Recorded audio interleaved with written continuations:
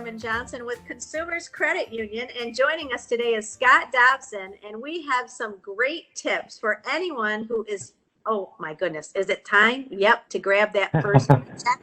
Oh, how exciting. It's an exciting time of life. You're either graduating, maybe from a trade school or college, or you went right into the workplace. What are the top 3 things we should look to do to make the most of our money, Scott?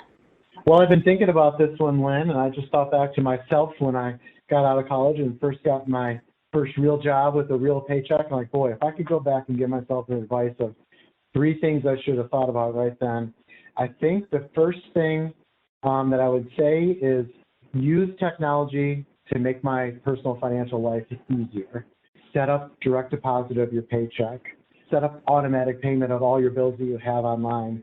Use online and mobile banking to understand how much money you have in your account and when your next check's coming in. So really taking advantage of that easy technology from the get-go could make it a lot easier to see your personal finances and understand where you are on a day-to-day basis. Scott, how important is it that someone takes a look at what their company offers if they're getting their first paycheck and then getting on board with anything like 401k matches? Perfect. That was my second thing is the number one, save from your very first paycheck. My dad told me this lesson when I was 19 years old. It's really hard to do, but after you do it, it's really easy. So there are options for saving money. Most companies offer an option. You've probably heard of a 401k. Super common for companies to offer that. It's an investment vehicle. It's for you to save money for yourself when you retire. But one of the best things about it, I'm saying if you're going to save for retirement, the very first thing you should do is investigate your employer's 401k. I say that because oftentimes they have a company match. You invest 5% of your paycheck, they'll match it with half of that or put 2% in. Any match that you can get from your company is free money for you. So if you're doing something for your very first paycheck, it is invest in the 401k and at least max out the match that the company gives you or the maximum that they'll let you put in. If they let you put in 10% of your pay and you make $50,000 a year, but man, I'm taking $5,000 out of my paycheck next year by saving this money. But honestly, after your first paycheck, if it's a new paycheck, it comes out before you even get it. You'll never notice it. You'll never notice that little bit of money is gone. At the end of the month, it's a little bit, but at the end of the year, it's $5,000. And if you've worked for someplace for 10 years, that's $50,000 of your own money that you saved, plus the match that you get from them, plus any growth in the investment that you've gotten. So, man, you go to work to earn money and to help have money for yourself for your whole life. So do yourself a favor and max out the free money that you can get from your employer. If you're doing great, if you don't have any bills, you're like, boy, I wish I could save more, I'd say start with that. Then there's other investment vehicles, just get a Roth IRA or a normal IRA. You can invest the money in that. Heck, if you've invested in all that and you still got money to throw around, buy some Bitcoin or something. I don't care what you do with it, but you bring up Bitcoin, and that really, for some people, it is so daunting and not understandable. I just read an article about the fact that Bitcoin now is almost like online banking 10 years ago, where you were really reticent about not knowing how to use something or do something, and then all of a sudden you learn how. But what should you look out for if you are looking at things like Bitcoin or Doge or all the things that are out there that crypto money? Yeah, I would say, first I'll say I'm not an investment advisor, so I'm talking in broad generalizations here and not offering any specific investment advice at all, but the broadest piece of financial advice for investing that I ever got was invest in what you know. So if you take a company like Colgate, they make toothpaste, they sell you toothpaste, they make money. If you invest with them, that's how you make money. With Bitcoin, for myself, someone who spent some time trying to really understand it, it is complicated. It is not easy to see how an investment in Bitcoin would strategically pay off for you.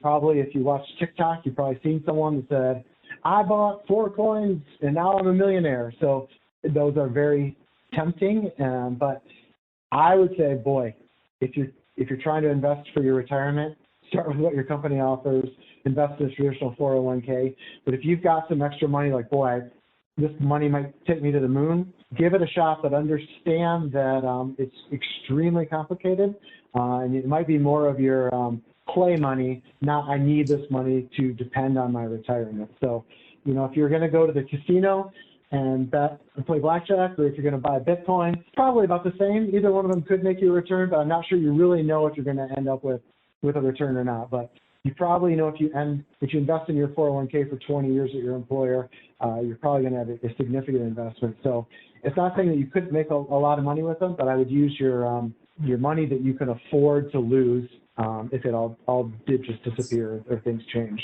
I love the fact that you say, look, if there's a difference between your life money, like meaning here's what I need to pay my bills to be successful, to get good credit. And then there's your entertainment money, which is a very different bucket of dollars. Yes, yep. And as long as you can separate that, if you're investing in Bitcoin and it's 100% of your retirement, or you're not paying your monthly bills in order to buy coins, that may not be financially sound. But if it's I've got $100 and what if it turned into 1,000? I think I'll give it a shot. And if I lose my 100, oh well, it was my fun money anyway. Probably perfect time. So your first tip was really focusing on learning those technologies that are out there to help you on a day-to-day basis. Your second is to save for yourself. Really start saving the minute that you get a paycheck. What's your third? Absolutely. Don't damage your credit.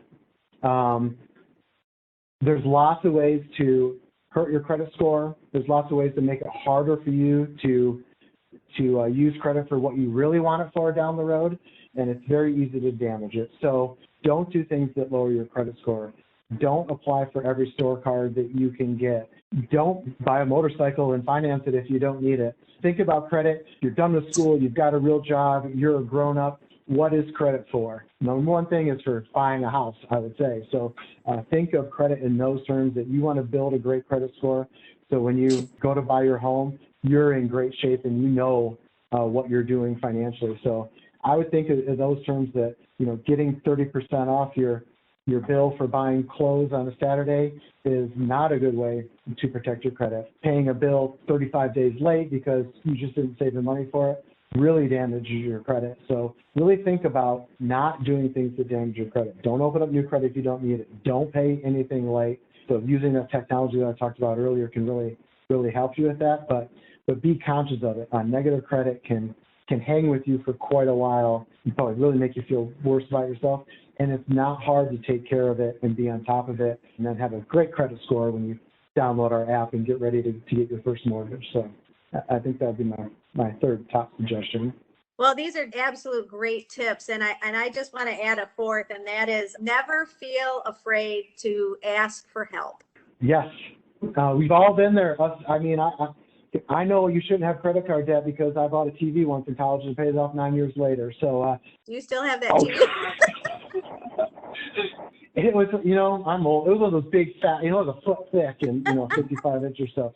No, that TV was gone before I had it paid off. That's what a terrible financial decision that was. So, and it's the exact kind of stuff that we can teach younger people to stay out of, so they, have that $3,000 to put down in their house instead of poof.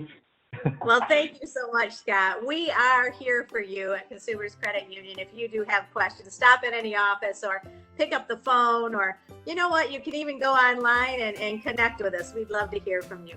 I'm Lynn Jarman Johnson. Thank you, Scott Dobson, for all of your financial tips over the years. We sure do love it.